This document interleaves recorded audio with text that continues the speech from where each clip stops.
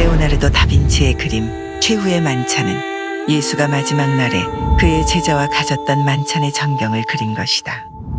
그 안에서 예수의 오른편에 앉은 요한은 그의 가장 큰 사랑을 받은 제자로 알려져 있다. 요한복음은 그리스도의 그런 사랑을 받았던 사도 요한의 저서다. 그는 요한복음 서두에 그리스 로고스 철학을 인용함으로써 세간의 이목을 집중시켰다.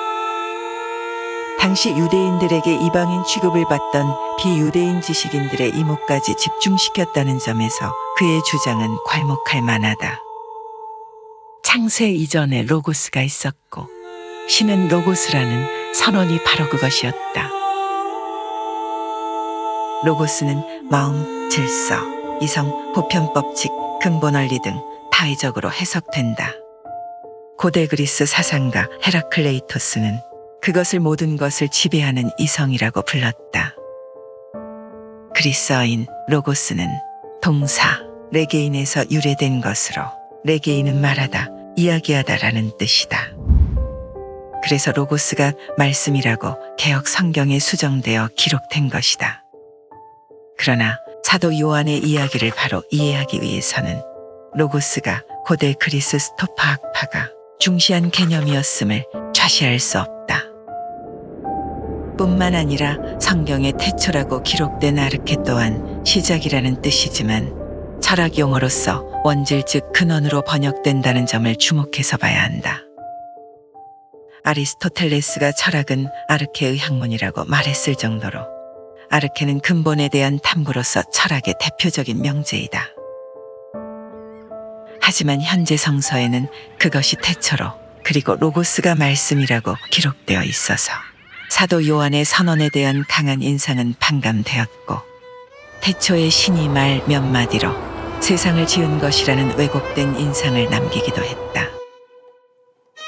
로고스는 아리스토텔레스에 이르러 미토스와 구분되어 신화적 세계관으로부터 분리되어 이성적 세계관으로 귀속되었다. 따라서 사도 요한은 신과 로고스를 동일한 것으로 정의함으로써 신화적 세계관에서 이성적 세계관으로 창조와 신을 편입시킨 것이다. 그는 신을 질서, 이성법칙, 근거, 개념, 판단이라는 다의적인 형이상학적 존재로 정의했다. 신은 어떻게 스스로 존재하느냐는 신의 존재 부정을 위한 질문에 로고스의 철학적 해석을 제시함으로써 신은 존재의 근원이라고 답한 것이다. 고대 철학에 따르면 만물은 로고스에 의해 생성되었고 그것에 의해 변화하는 것이다. 사도 요한은 소크라테스, 아리스토텔레스의 주장에 따른 사물의 근거로 신을 보게 함으로써 근원에 대한 근거를 묻는 반복론 증의 오류를 드러나게 했다. 이와 반대로 로고스에 의해 만물이 생성되었다는 주장을 바탕으로 로고스의 자존성과 자의성을 드러나게 함으로써 로고스가 신이라는 주장을 뒷받침하게 하였다. 사도 요한은 신과 로고스를 일치시킴으로써 신에 대한 편견을 깨고자 하였으며 로고스가 모든 존재하는 것의 근원이라는 철학적 논거를 통해 그 자의성을 드러냄과 동시에 신의 존재에 대한 동의를 얻어내고자 하였고 신에 대한 신화적 인식을 벗겨내고자 했다. 하지만 그의 이러한 시도에도 불구하고 신의 존재 논쟁은 여전히 신화적 관점에서 이루어지고 있다. 대표적으로 니체의 신의 죽음 선언은 신에 대한 복종 의식이 사라진 세대에 대한 지적으로 조상에 대한 공포에서 기인한 미토스적 신의 존재를 부정한 것이었다. 니체는 도덕의 계보에서 신은 조상에 대한 공포로 기원했다고 주장했다. 보편적인 인식에 자리 잡은 신이란 원시 시대에서 시작되어 고대를 거쳐 근대에 이르기까지 집단의 우두머리나 조상에 대한 인식에 따라 각인된 것이었다. 니체는 현 세대가 이전 세대의 희생으로 존속한 것으로 보는 부채 의식 때문에 조상의 관습에 복종하고 그것이 필연적으로 조상에 대한 공포심을 일으켰으며 결국에는 하나의 신으로 변형된 것이라고 보았다. 그는 절대 권력자의 권위적인 형태로 그를 인식하며 신의 존재 여부를 가렸던 것이다. 따라서 니체의 신의 죽음 선언에서 신은 사도 요한이 주장하는 신과 의미적으로 동일한 대상이 아니다. 왜냐하면 그것은 신에 대한 공포 소멸의 시대적 분위기를 지목한 것이었기 때문이다. 빛은 어둠을 밝혔다. 그러나 어둠은 그것을 이해하지 못했다. 어둠은 관념에 갇힌 사고를 가리킨다. 하지만 고착된 사고는 이성적인 이해 접근에도 불구하고 결국 사고의 틀을 깨지 못한다고 요한은 성서에 기록했다. 신은 로고스라는 요한이 주장해도 그것을 신으로 인식하는 경우는 드물다. 관념에 고착된 의식은 로고스로 신에 대한 개념을 바로잡고자 했던 사도 요한의 뜻을 끝내 받아들이지 못했다.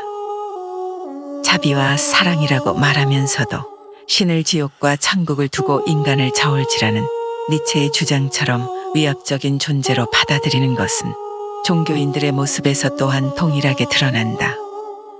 그러한 인식 때문에 여전히 교회의 권위적이고 위압적이며 위계적인 이미지가 표출되며 예수가 적대시했던 종교 지도자들의 모습이 일부 종교 지도자들의 모습에서 아직도 나타나는 것이다. 요한의 2000년 전의 주장에도 불구하고 종교 안팎으로 아직까지 어둠은 밝혀지지 못했다. 예수의 제자 요한에게 신은 현상과 이데아로 정해 내릴 수 있는 것이었다. 그러므로 신은 우리 안에 자리 잡은 양심이며 우주의 물리 질서로서 위압적인 태도와 권력의 폭력성이 아닌 그 누구도 깰 수 없는 질서와 법칙의 절대성을 통해 권위를 나타내는 존재여야 한다.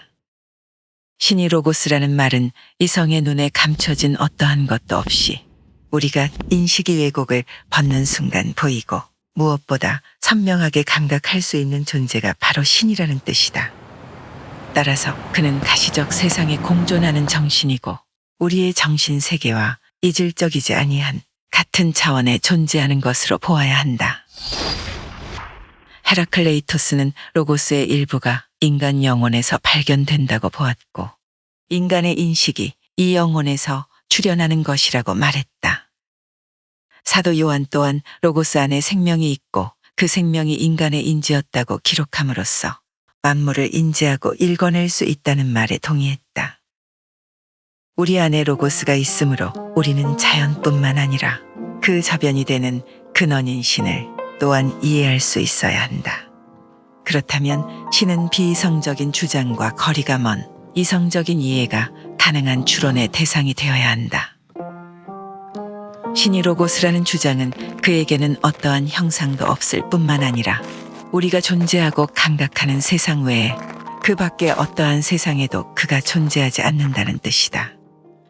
성서는 모든 경전이나 철학서와 다를 바 없이 비가시적 세계인 이데아에 대한 진리를 밝히려 한다는 점에서 차이가 없다.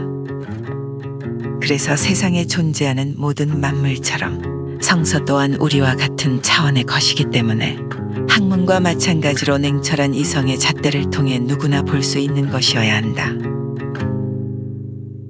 헤라클레이토스는 만물은 하나라고 주장하며 나에게 귀 기울이지 말고 로고스의 귀를 기울이라고 말했다.